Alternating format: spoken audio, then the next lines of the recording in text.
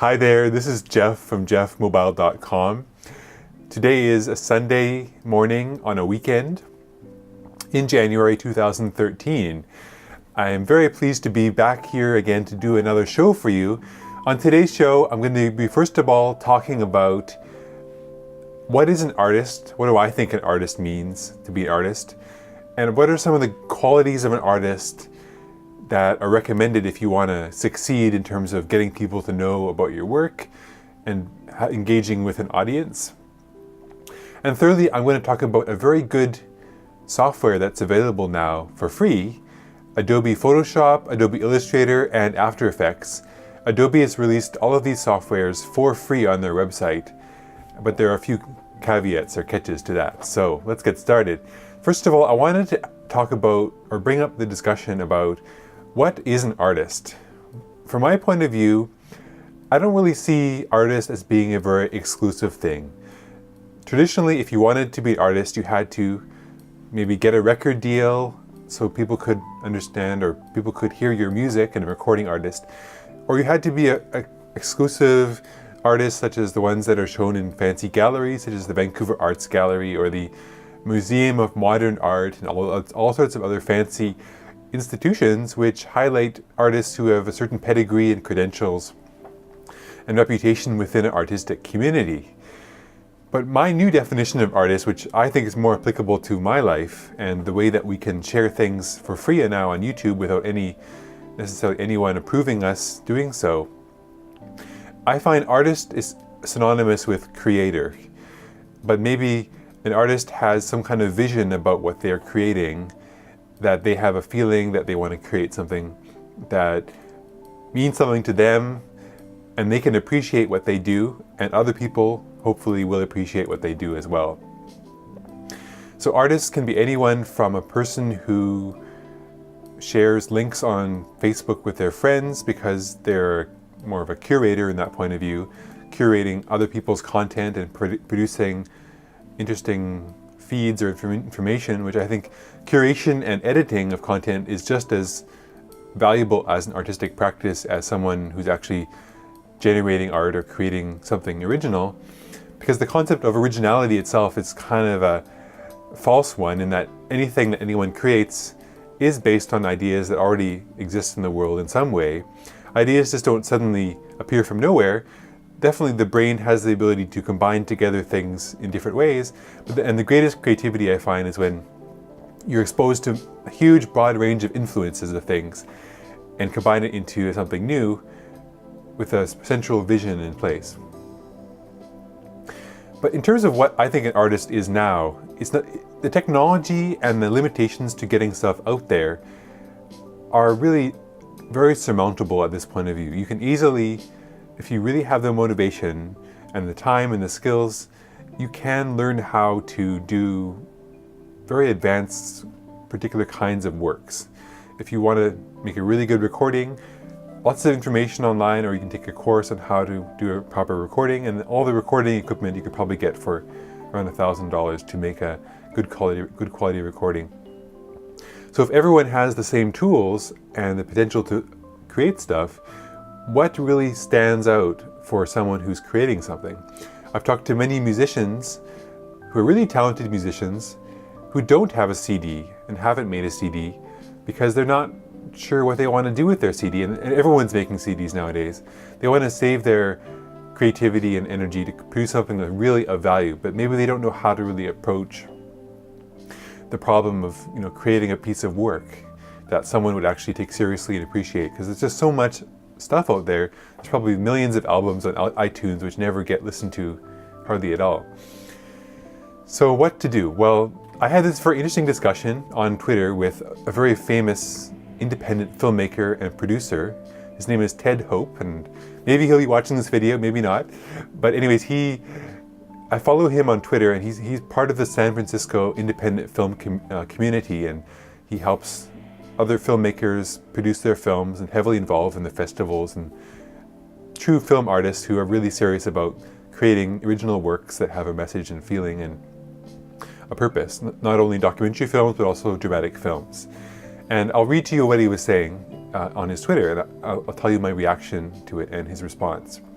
So he says, this is Ciara Lacy, who's his friend on Twitter, reposted this thought, and his name is it&hope. Per it&hope, artists must be discoverable, ubiquitous, and produce consistent output to engage their audience. And it's under the topic of artist services. So I'll read that again. Artists must be discoverable, so you can find them so easily, come across them.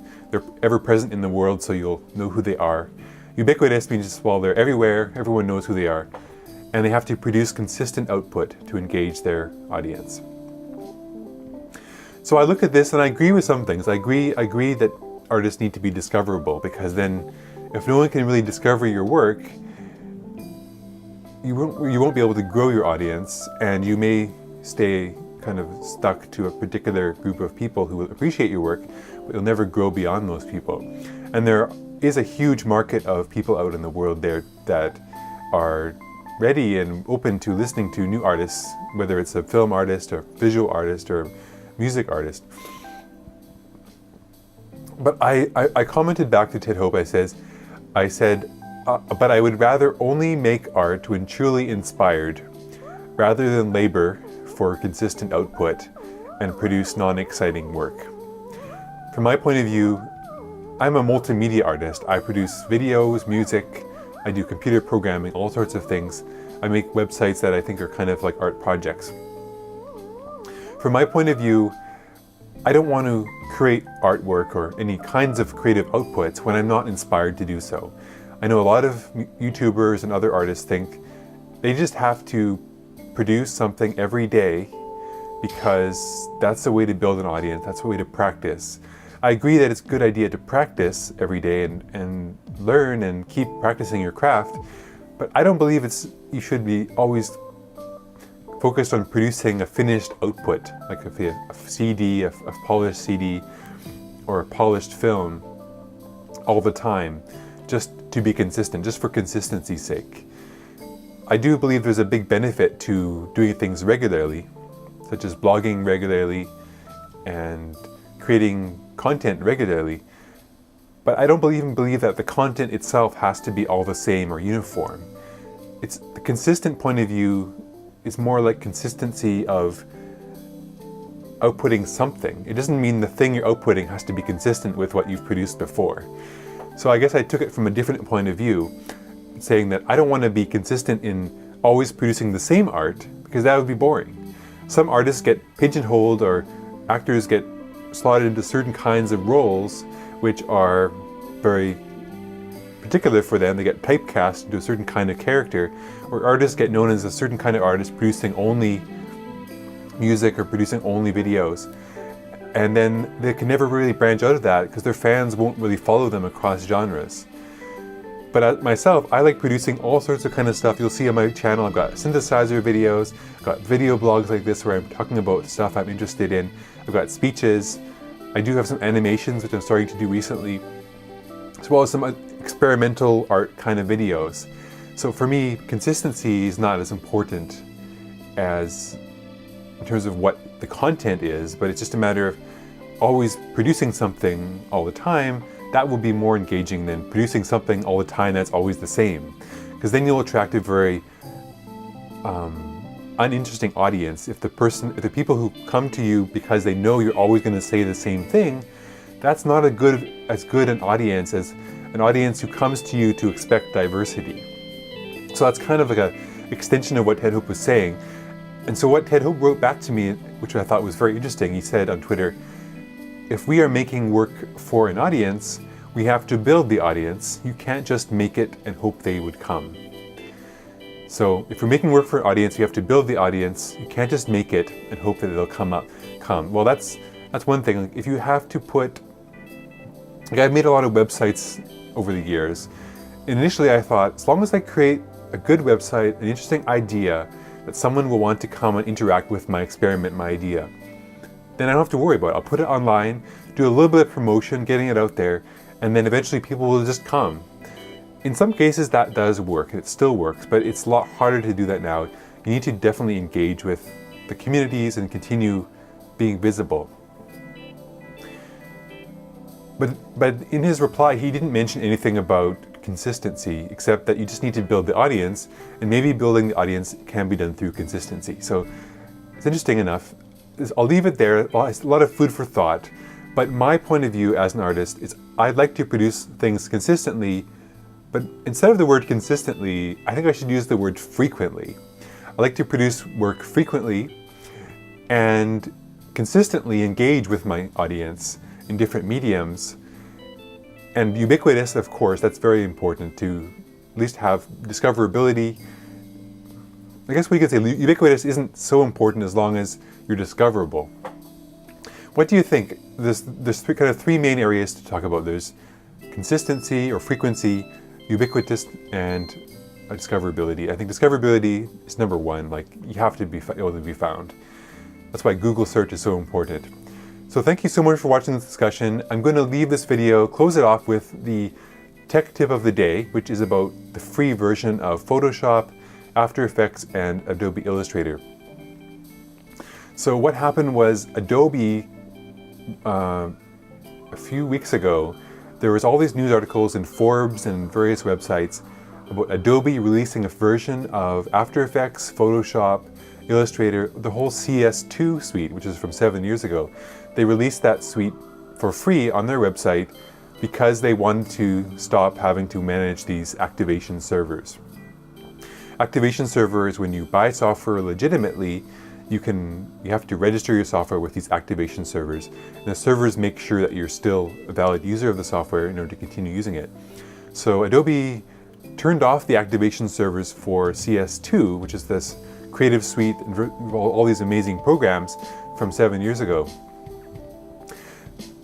And there was this huge media release because all these mainstream productions, mainstream media sources like Forbes came out with these articles saying, hey look, Adobe is giving everyone in the world Adobe CS2 for free, because on their website, if you just log in, you can download all these versions of these old softwares as well as the software keys.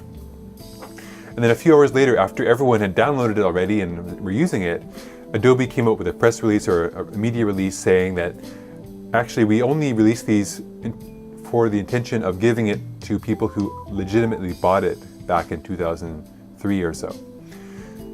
But even though they said this, they keep all these programs available on their websites.